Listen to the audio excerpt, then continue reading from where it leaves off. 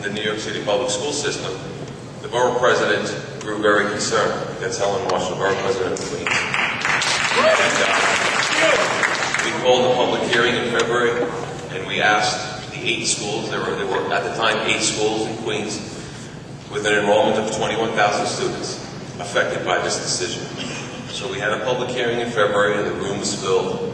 And the sentiment in the room was the fact that we don't want this model. We want models that were existing in our school. We want models that were working, that were proven successful, with programs that can achieve the goals that are needed for our students. And that was in February. After that hearing, I consulted with members of CCHS and the Queens High School President's Council, and together we collaborated to put this resolution together, which speaks to the truth of what our students need, what our schools need, what our teachers need, and what our principals need.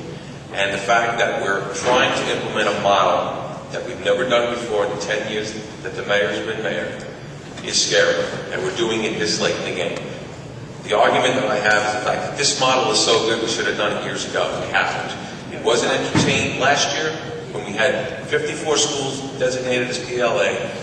We've got emails that identify what schools we're going to phase out, what schools are going to be in transformation, and what schools are going to be in restart.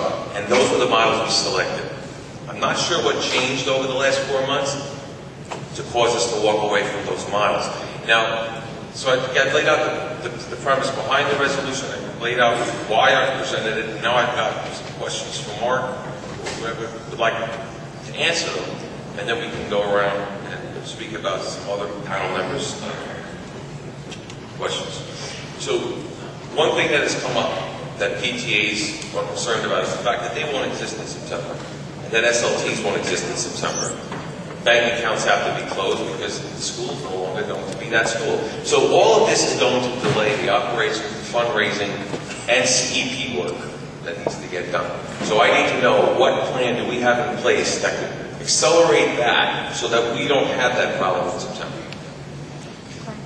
Before, if I could, because I think we're going to have a pretty lively discussion here. I don't know if, Mark, you wanted to make some introductory remarks and get a sense of who wants to speak on this issue. Sure. Mr. Chairman. Start. Well, why don't you start, and then we'll figure out how we have a discussion. Yeah, so thank you, Mr. Chairman. Dmytro, thank you for your thoughtful comments here.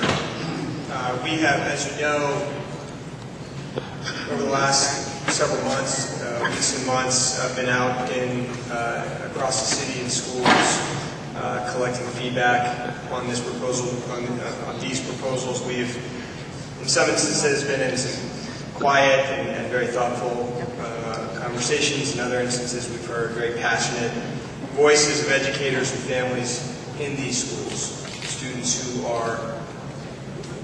describe being well served, educators who are deeply passionate about their work and who have given much of their time and their professional energy to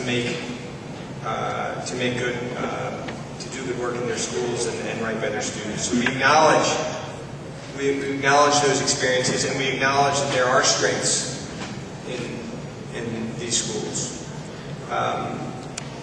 We have seen those and heard about those as we've gone around the city.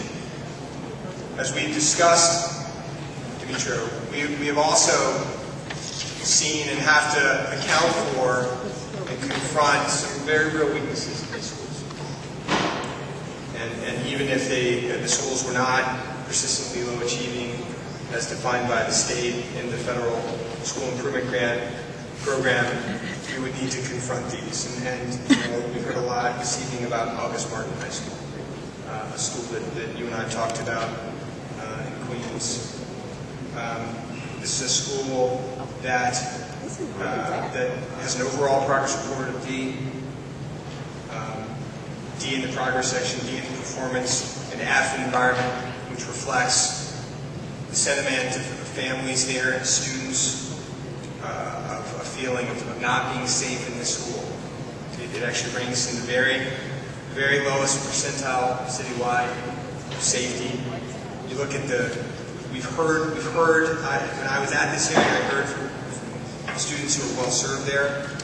When you look at the enrollment trends in the school, the class of 2011, when they entered,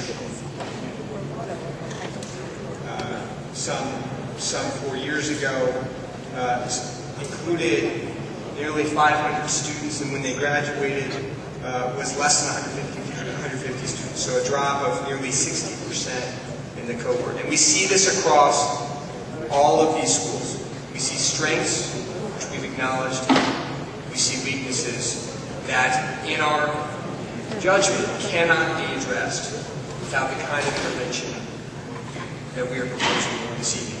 In some